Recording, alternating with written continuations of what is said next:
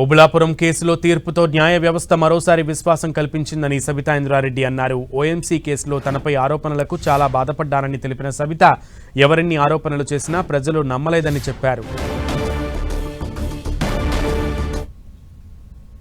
న్యాయస్థానంలో నన్ను నిర్దోషిగా ప్రకటించినందుకు న్యాయ వ్యవస్థకి ప్రత్యేకంగా ధన్యవాదాలు తెలియజేస్తా ఉన్నాను. నేను 12 సంవత్సరాల నుండి 12.5 సంవత్సరాల కింద ఈ కోర్టు మెట్లెక్కినప్పుడు కన్నీళ్లతో మెట్లెక్కాను. ఏ తప్పు చేయకపోయినా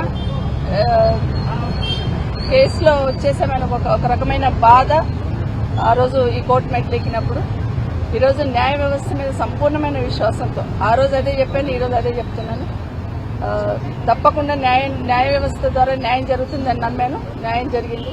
కానీ 12.5 సంవత్సరాలు నేను పడ్డ అవమానాలు, 12.5 సంవత్సరాలు ఏ ఎన్నికలు వచ్చినా ప్రతిపక్షంలో ఉన్న వాళ్ళు అవినీతి పరురాలని, కేసులో ఉందని, జైలు పోతారని రకరకాల ప్రచారాలు చేసి మాట్లాడుతున్న సందర్భంలో ఎంతో బాధపడ్డాను. అట్లా ప్రచారం చేస్తున్నా నా నియోజకవర్గ ప్రజలు కానీ, నా జిల్లా ప్రజలు కానీ నా మీద సంపూర్ణంగా విశ్వాసాన్ని ఉంచారు.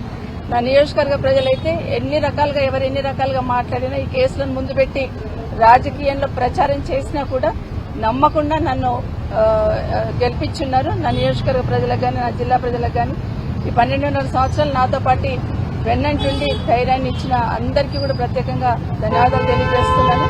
మరొకసారి భారతదేశంలో న్యాయ వ్యవస్థ న్యాయం జరుగుతుందన్న ఒక విశ్వాస నమ్మకాన్ని కలిగించున్నారు. Thank you so much.